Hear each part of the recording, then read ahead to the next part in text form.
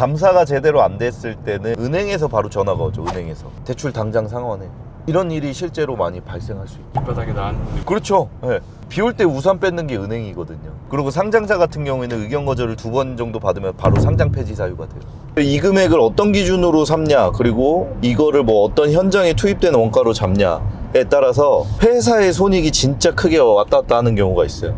인스파이어 리조트라고 중간감사 킥오프 미팅 가는 거고, 감사 때 이슈될 만한 것들 미리 감사인들이랑 논의하고, 근데 저는 이제 PA라고 해서 회사 측 역할을 대변하는 거예요. 변호사님들 업무에 따시면 이쪽 대리인이 돼가지고 얘기를 하는데, 저도 3.1의 법인 경력이 있다 보니까 감사님들 입장에서도 조금 생각해주고, 회사 입장을 정확하고 그리고 논리적으로 대변해 줄 사람이 필요한 거죠. 감사인을 설득하는 작업 또는 감사인을 대응하는 작업이라고도 하죠. 회사가 왜 이렇게 회계 기준을 이렇게 처리해야 된다고 생각하는지, 회사에서는 이러이러한 근거로 이렇게 처리를 했다라고 얘기하는 것보다 기준서 몇 조 몇 항에 근거해서 이렇게 처리를 했고, 뭐 감사인들이 생각하는 부분도 우리가 검토를 안 해본 건 아니지만 이게 더 적합한 회계 처리라고 생각을 했다.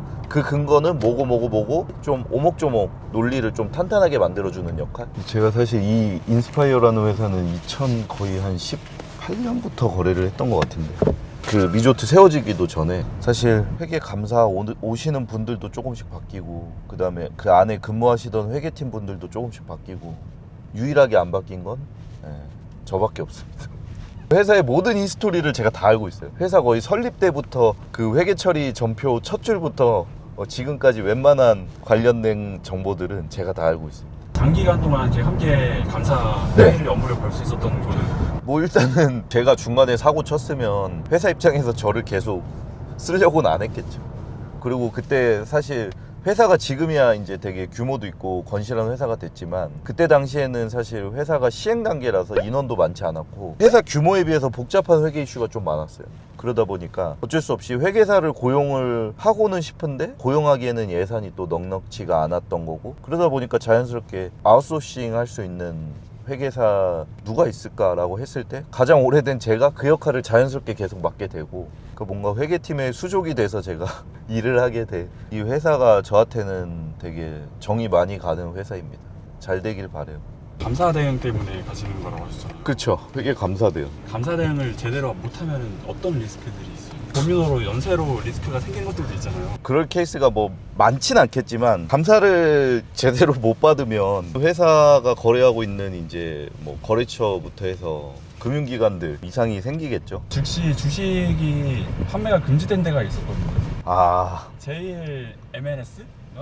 그런 상장사들 같은 경우에는 이런 진짜 회계가 뭔가 이슈가 터지면 주주들이 온전히 그 피해를 다 받습니다. 의견 거절을 2번 정도 받으면 바로 상장 폐지 사유가 돼요.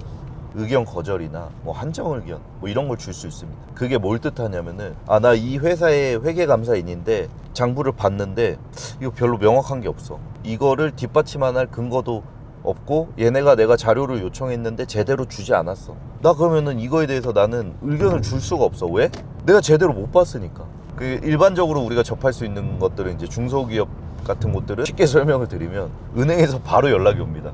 밑바닥에 난 그렇죠. 네. 비 올 때 우산 뺏는 게 은행이거든요. 반대로 생각해 볼게요. 은행 입장에서 저는 이 사람한테 돈을 많이 빌려줬어. 이 사람의 이제 재무 상태를 알 수 있는 게 회계 감사 정도가 사실은 되게 정확하게 알 수 있는 거란 말이에요. 회계 감사 보고서가 나왔는데 회계사가 거기다 써놓은 거예요. 나는 감사라는 것조차 수행할 수가 없었다. 이 재무제표에 대해서 나의 의견은 없다. 줄 수가 없다. 이렇게 되면 은행에서 난리가 나겠죠. 야, 너네 도대체 뭘 하고 다니길래 우리 돈으로 이런 소리까지 하냐, 감사인이. 대출 당장 상환해.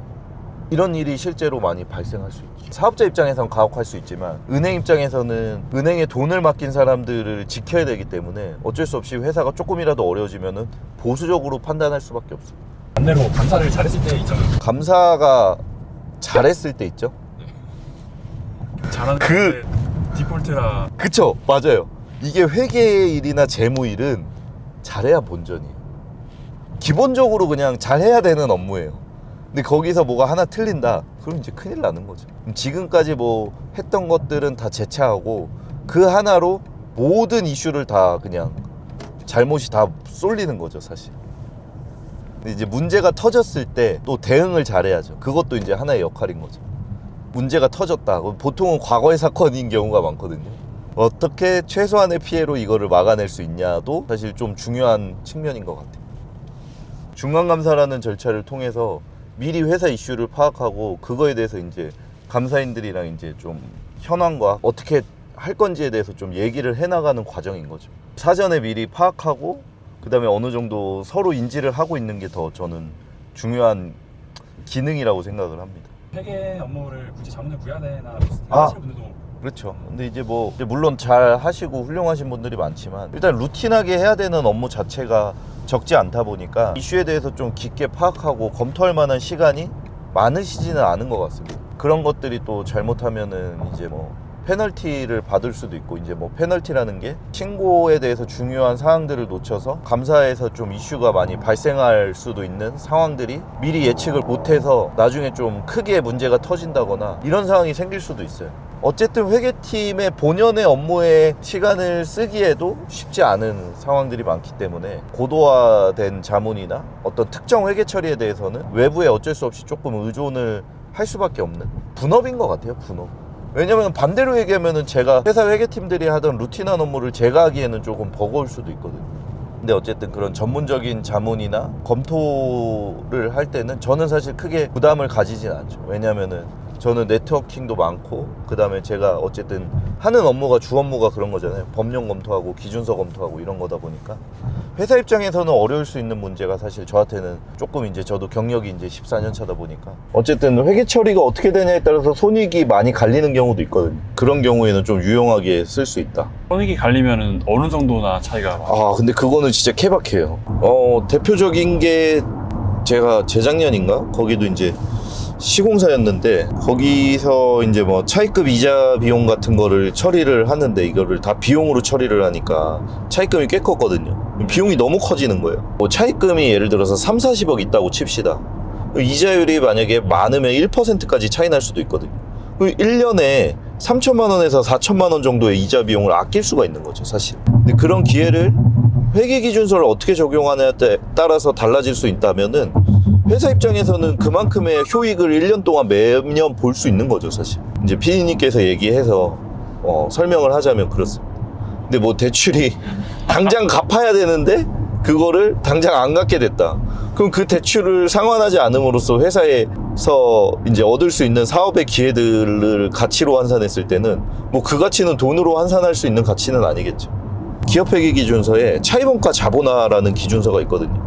이제 뭐냐면 말 그대로 내가 뭐 건물을 짓기 위해서 이자 비용을 부담했다면 얘는 단기 비용이 아니라 건물이 완성될 때까지는 건물의 완성원가에 얘를 포함시킬 수 있는 거예요.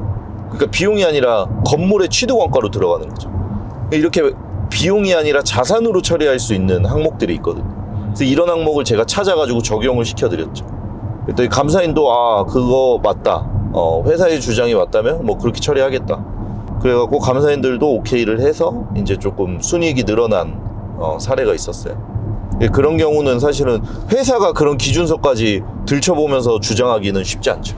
그리고 그런 거를 계산하는 것도 사실은 그렇게 쉬운 일은 아니라서 계산 산식이 다 있을 거잖아요.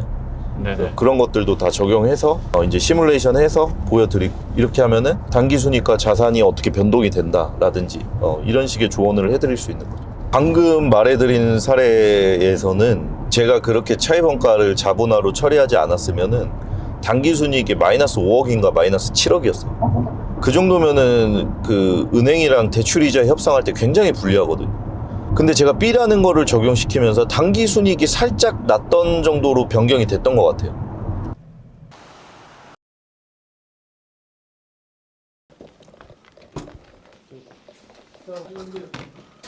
그 감사 대응은 잘 끝나신 건가요?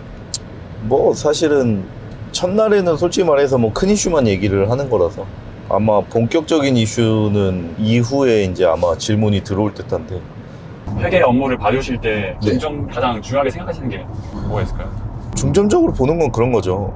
일단은 문제없이 잘 됐는지 확인하는 거고, 그리고 문제없이 잘 되었다면 회사가 놓치고 있는 것 때문에 회사가 잠재적으로 손해를 보고 있는 부분이 있지 않나? 예를 들어서 A라는 사건을 A로 회계 처리하는 게 아니라 B로도 회계 처리할 수 있는 좀 방안이 있다거나 논리가 있다면은 B로 적용해도 되는데 잘 몰라요. 그러면은 제가 그런 논리들을 개발해서 B로 적용될 수 있게끔 조금 이제 논리 구조를 짜는 거죠. 그리고 뭐 그게 실질에 안 맞으면 당연히 감사인한테 인정을 못 받겠지만 감사인도 인정할 만한 수준이라면은 충분히 변경하는 것도 가능하다. 그리고 그렇게 변경을 해서 어쨌든 회사가 A라는 거를 선택했을 때보다 제 조언을 받고 B라는 거를 선택을 했을 때 재무적으로 조금 더 좋아 보일 수 있는 가능성은 얼마든지 열려 있다.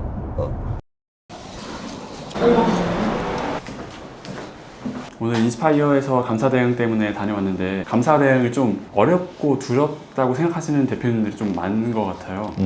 중소기업들 대표님들이 좀 어려움을 겪는 부분이 회계나 이쪽에 너무 일임을 하신다기보다는 자금일보라고 있어요. 자금일보.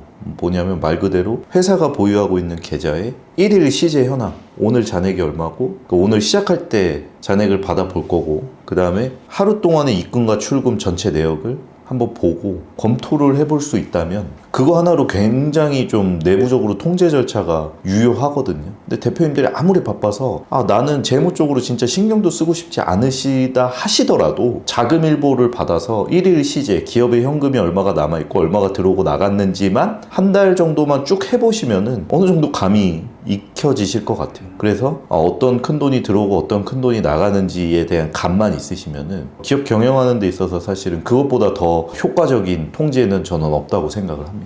어쨌든 좀 현장에서 도움받고 싶어하는 대표님들이 계시다면은 그게 뭐 감사 대응이 됐든 아니면 본인들의 회계팀 본연의 업무가 조금 더 잘 관리가 됐으면 좋겠다 아니면 나는 아직 회계팀이 갖춰지지 않았으니까 회계팀 역할을 해줄 곳이 필요하다라고 한다면 편안하게 문의를 하셔도 좋습니다.